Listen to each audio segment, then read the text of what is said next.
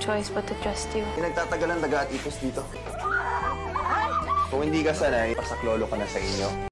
May lumapit na isang babae, kila Bingo at Caroline, na humingi ng paumanhin dahil driver niya ang lalaking nambastos sa dalaga.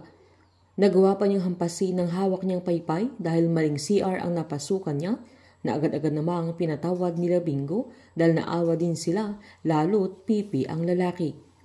Sa pagtawag naman ni Snoop kay Bingo upang ipaalam na patay na si Bert, ay sinamantala ni Caroline na tumakas, pero nahabol siya ng binata at nakasakay siya sa taxi na sinakyan niya. Napagtanto ni Caroline na hindi ransom ang habol nila sa kanya dahil wala pang tumatawag kay Wilson upang kumuha ng pera.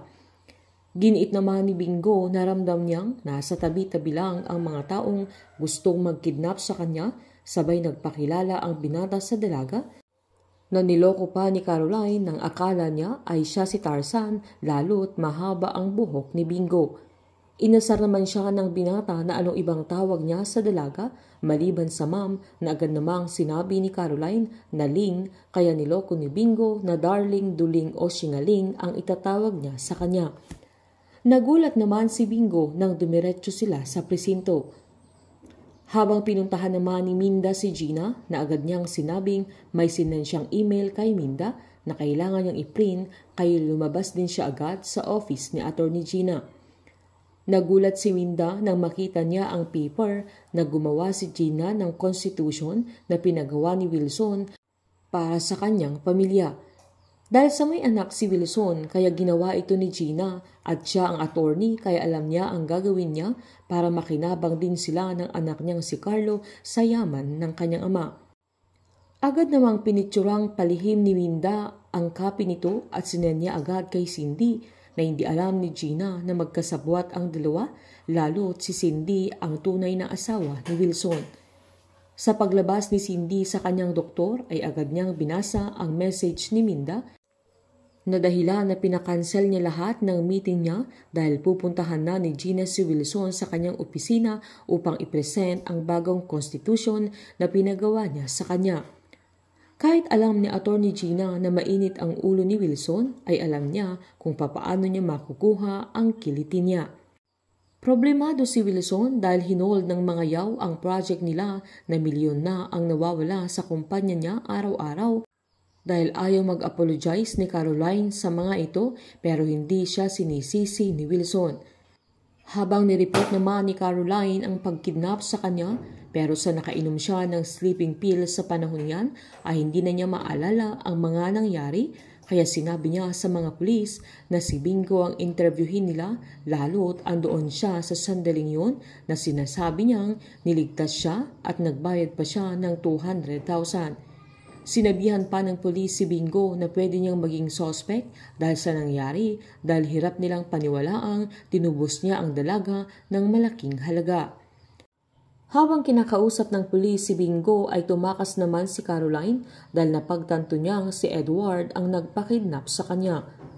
Dahil sa paglambing naman ni Attorney Gina kay Wilson ay bibigay na ito, pero bago pa silang magalikan ay saktong dumating si Cindy na kinagulat nila, sabay sinabihan din ni Wilson na sana tumawag muna siya bago pumasok sa kanyang opisina. Dahil sa nakita ni Cindy ay sinungitan niya si Gina at sinabing kailangan nilang mag-usap ni Wilson, kaya umalis na ito.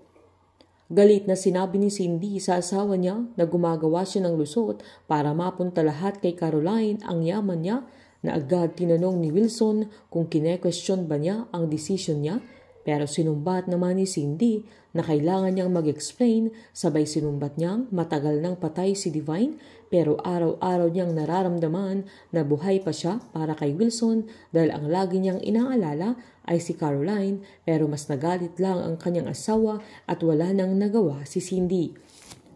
Habang pinuntahan naman ni Bettina si Edward na kahit walang paalam, na sinumbat niyang bakit kailangan niyang ipakansel sa kanyang sekretarya ang date nila. Agad siyang sinabihan ni Edward na tumigil na siya, lalo't madami siyang trabaho, pero sinumbat ng dalaga na daig pa niya ang may ka-LDR na hindi na sila nagkikita at hindi na sila nag-uusap. Tinawagan ni Edward ang sekretary niya upang sabihing lalabas na si Bettina at i-escort niya ito palabas ng building. Pero galit na sinabi ni Bettina na yun ba ang paraan ni Edward para hiwalayan siya at sabihin niya kung ito ang gusto niya. Tumayo si Edward sabay hinuwakan ng braso ng dalaga, sabay sinabi niyang attention seeker ang fiancé niya, sabay hinigpitan pa niya ang pagkakahawak sa braso ni Bettina na kahit pa umaaral na siya dahil nasasaktan na siya, nasakto namang paparating si Caroline at nakita niya ang trato ni Edward sa kapatid niya. Agad siyang sumugod at sinampal niya si Edward na dumugo pa ang noo niya dahil sa kuko ng dalaga, sabay pinantaan niyang hindi lang ganun ang mangyayari sa kanya kung sasaktan pa niya ang ate niya.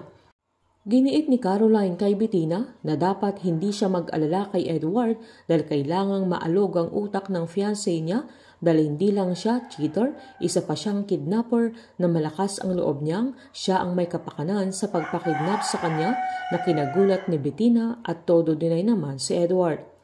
Kahit anong gawin ni Bettina ay hindi napaawat si Caroline kaya pinilit na niya itong linabas.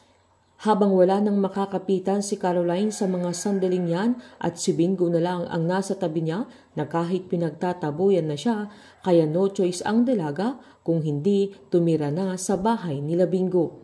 Sama-sama po nating subaybayan ang advance episode ng Can't Buy Me Love dito po sa aking channel. Patuloy lamang pong manood at mag-subscribe para ma-update po kayo sa mga susunod na episode. Marami pong salamat.